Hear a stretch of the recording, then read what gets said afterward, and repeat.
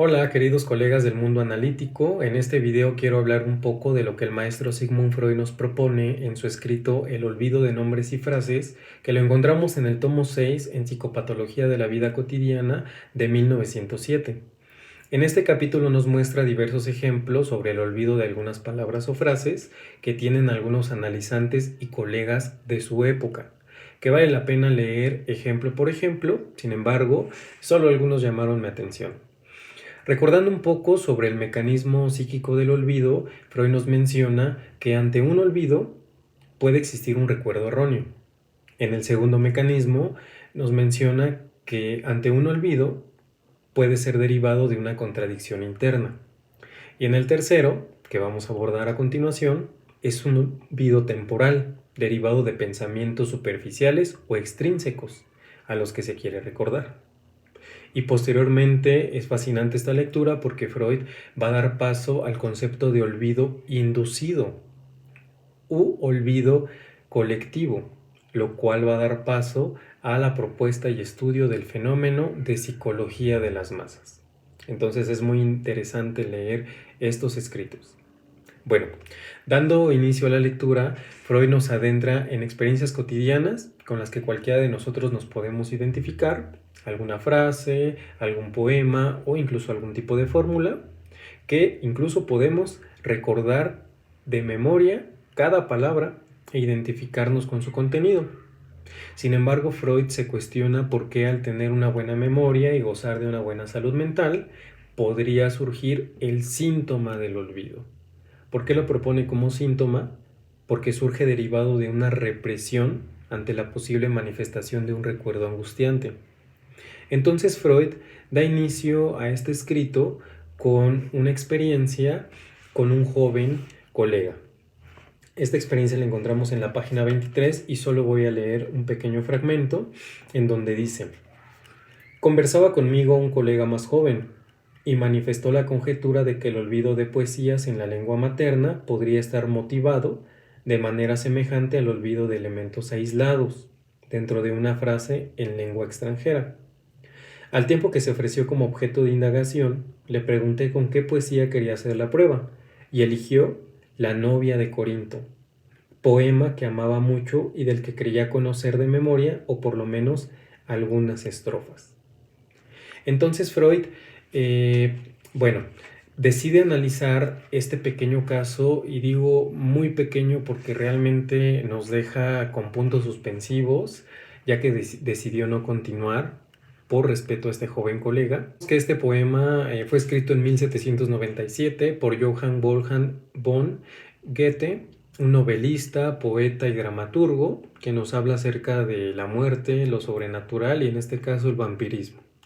Entonces este joven colega comienza a recitar la primera estrofa sin ningún problema, pero en la segunda estrofa se frena un poco.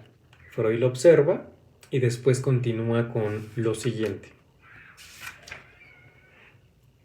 Más habrá de ser él acaso bienvenido, ahora que cada día trae algo nuevo, porque sigue siendo con los suyos un pagano y ellos son cristianos y están bautizados.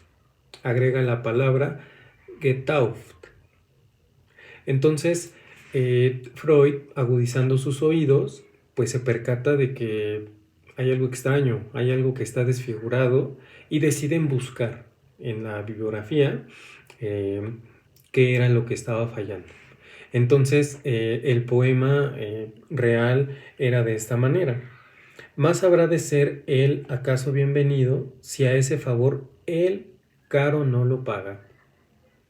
Y agrega la palabra, bueno, en alemán, erkauft. Entonces Freud comienza el análisis mencionando que erkauft, que significa él paga, rimaba con getauft, que significa bautizado. Y se pregunta por qué ante estas palabras, pagano, cristiano, bautizado, no pudo recordar este fragmento completo.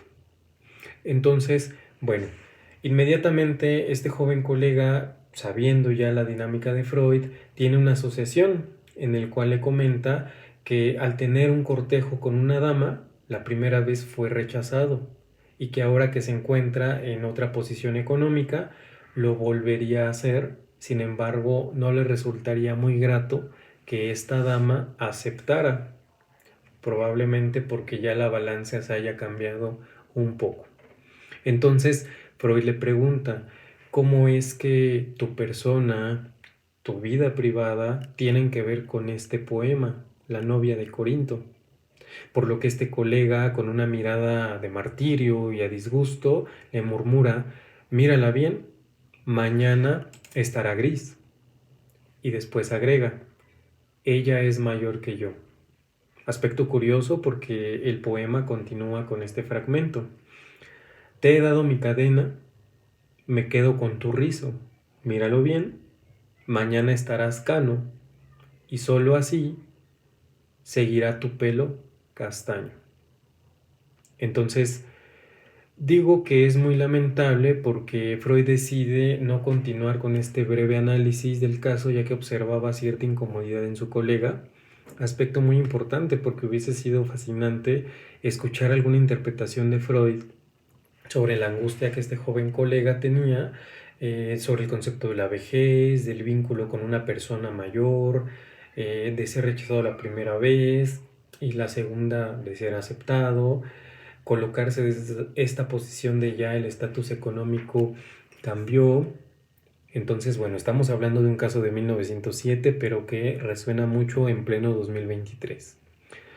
Siguiendo con el texto, Freud nos explica un poquito con más ejemplos este mecanismo psíquico del olvido y emplea un ejemplo que particularmente a mí me encantó, que es el despojo de un reloj y una cartera en un callejón oscuro por algún malhechor.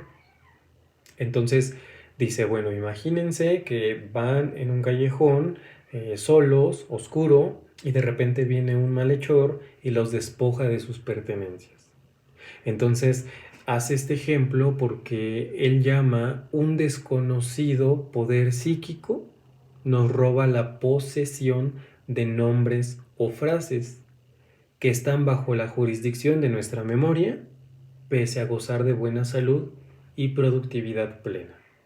Entonces, en este camino del discurso, ¿no? En el analizante, cualquier persona, vamos en esta línea de palabra y de repente pareciera ser que un poder psíquico nos despoja de estas palabras o frases que creíamos conocer.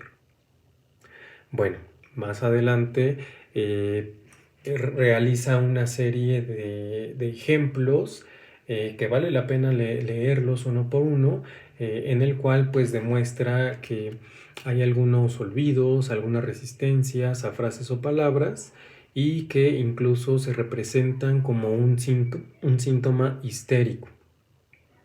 Primero el olvido lo va a nombrar como un síntoma solamente y después va a hacer uso de esta frase de un síntoma histérico, porque es algo que encubre un recuerdo que proporciona un displacer en la psique. Entonces, un ejemplo particular que pone es en un analizante que tenía en ese entonces de edad avanzada, que sostenía que siempre ha tenido problemas con los nombres propios y se lo atribuía a su edad avanzada. Entonces Freud menciona que esta analizante realmente gozaba de buena memoria, por lo que le menciona prácticamente que una forma de sostener su ignorancia de los nombres conocidos era a través de atribuírselo a su edad. Particularmente a partir de ahí, esta paciente también menciona que tenía esta neurosis de ama de casa, ¿no? En donde pone la frase, han hecho de mí una sirvienta. Entonces es curioso cómo nos relaciona este ejemplo en donde pareciera ser que constantemente nombres básicos, sencillos, muy comunes, cotidianos, se me están constantemente olvidando. Entonces las actividades del hogar, cotidianas, básicas, sencillas, bueno, me colocan en una postura de sirvienta, por lo que decido repeler. Es un caso también interesante que estaría muy bien que lo revisen. Ahora, Recordemos que Freud está realizando esta propuesta de mecanismo psíquico del olvido porque quiere ir más allá de alteraciones neuronales o más allá del estudio del sistema nervioso.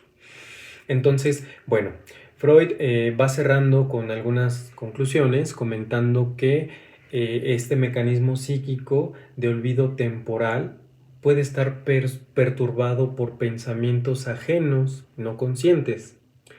¿Qué quiere decir con esto? Que cuando un discursante está en esta línea de asociación, de repente puede haber un olvido temporal producto de un pensamiento externo. Un ejemplo, un paciente que está diciendo, recuerdo cuando mi papá me llevaba a su trabajo, todas las mañanas comíamos un refrigerio, entonces, sí, adelante, continúe. Lo siento, es que estoy recordando que tengo que hacer las compras de la casa, ¿no? Estoy recordando que mi mamá no mandaba el desayuno, por lo que teníamos que comprar algo nosotros. Entonces, Freud nos invita a analizar un poco más, ¿no?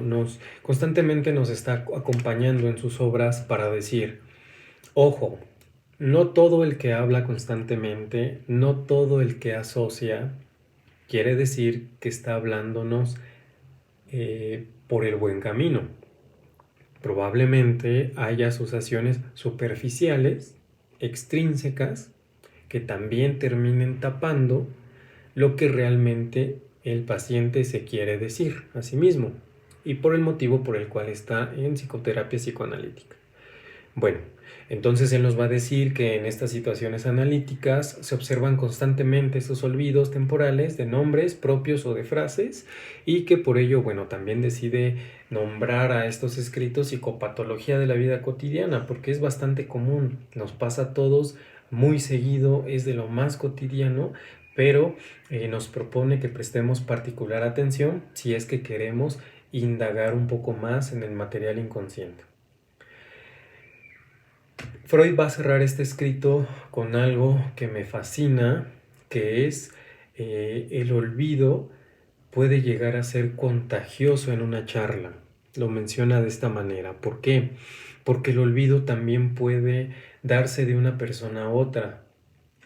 Cuando una persona está hablando y dice, ¿cómo se llama esta persona, esta frase? Y la otra persona con la que está dice, también a mí se me olvidó.